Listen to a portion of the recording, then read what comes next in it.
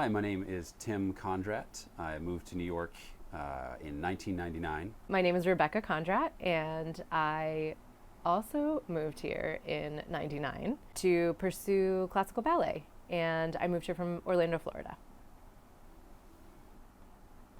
Met in New York City. I think we started dating in 2003. Yeah. So I grew up Church of Christ in Orlando. I was raised Irish Catholic. Came to New York, found a church that I really liked. It was actually affiliated already, so it was easy. When I was a teenager, I went through the rebellious phase. I guess you could label me agnostic. In the spring of 2000, I remember I was riding a train and somebody reached out to me. Funny thing was, he didn't even start talking about church. He just invited me to like different group hangouts.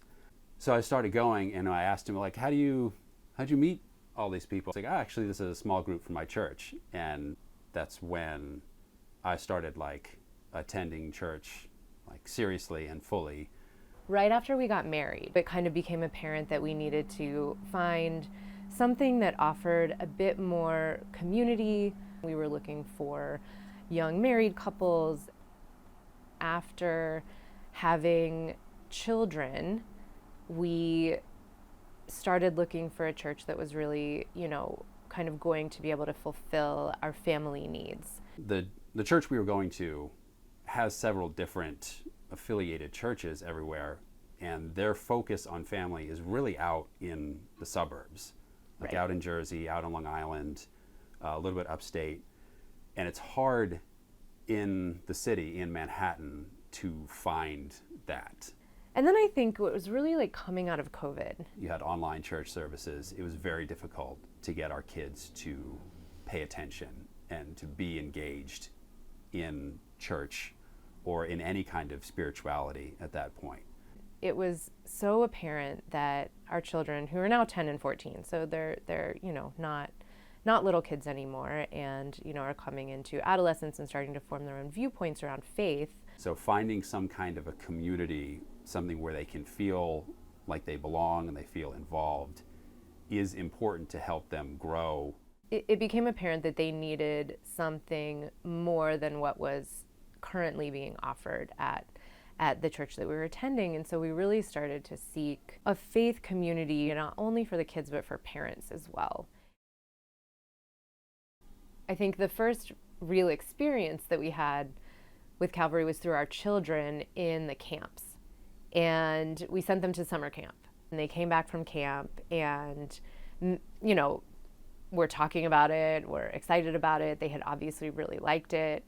And then from that, one of the little boys in Karma's camp friend group was having a birthday party. We got invited to the birthday party, but it was such a welcoming group that then I think from there it was like, oh, maybe this is actually the family-focused church home we've been looking for.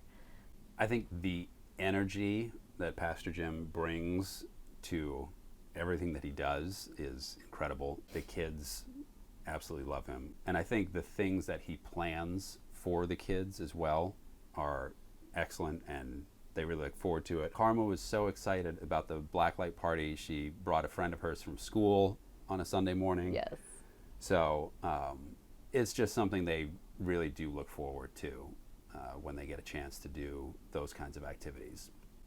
And also setting up the Jingle Jam, the Easter Jam, and those things, something for them to rehearse and get ready for. Yeah, I really appreciate that. I mean, one, he's a parent himself, and his kids are actually even in a different life station than even ours. Like, he has one going to college, one entering the final year of high school kind of thing.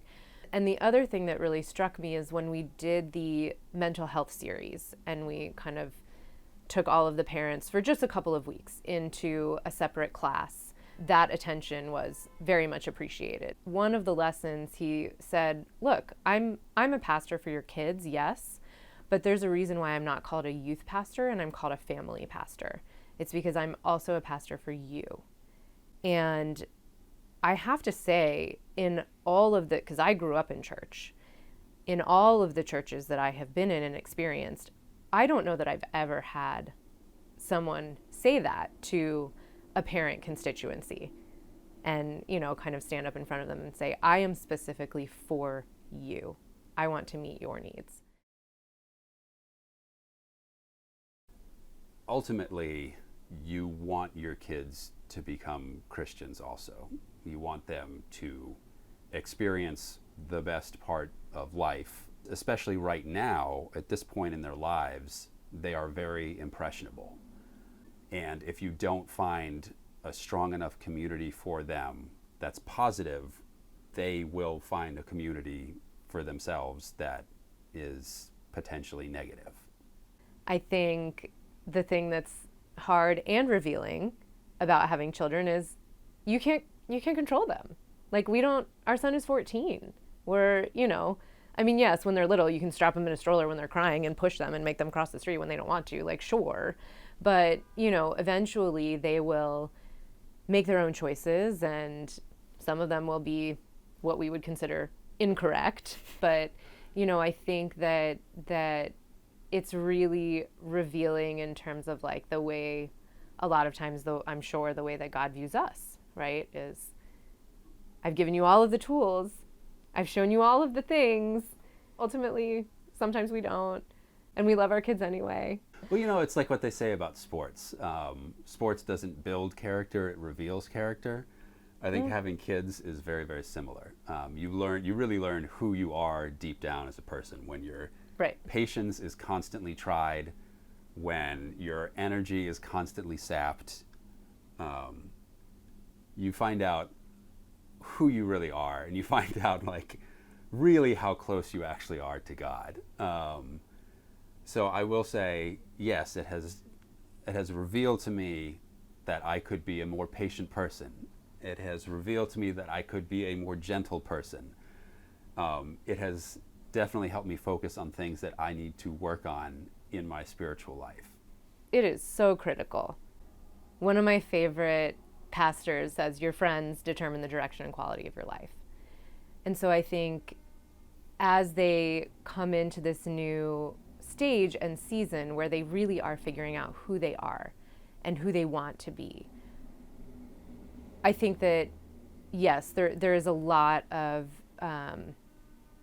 let's call it sway and influence that parents have. Sure, that should not be discounted ever, right? But I think if I can give my kids a leg up by having them surrounded by both adults and young people that speak faith into their lives, that is something that I am 100% going to do every single time. When you're in the city, you have to make your own family, because you quickly realize when you have a small infant, it is incredibly difficult to do anything by yourself. And I'm not just talking raise your kids by yourself. I'm talking like take a shower on your own by yourself. Right. When you have a small infant, like, everything gets more difficult. You have to be able to find people around you that care about you, that are willing to help you. And you have to do the work to seek that out and build that on your own. I experienced this myself as a child and a young teen and coming into adolescence. I had not only my parents, but, like, frankly, let's face it, when you're 14, 15, 16, you don't want to listen to your parents, right? So I had people in my life, younger adults, like adults that were older than me, but younger than my parents, that I trusted, that would come into my life and help guide me. And so I think now that our children are kind of coming to that place, being able to have, I don't know, the other week it was Pastor Jim asked for volunteers to read in Sunday school, and Karma's hand shot right up. And if anyone knows my daughter, she doesn't normally do that. And so there has to be a lot of trust built there in order for her to put herself in front of an audience in that way. That is normally something that she shrinks back from.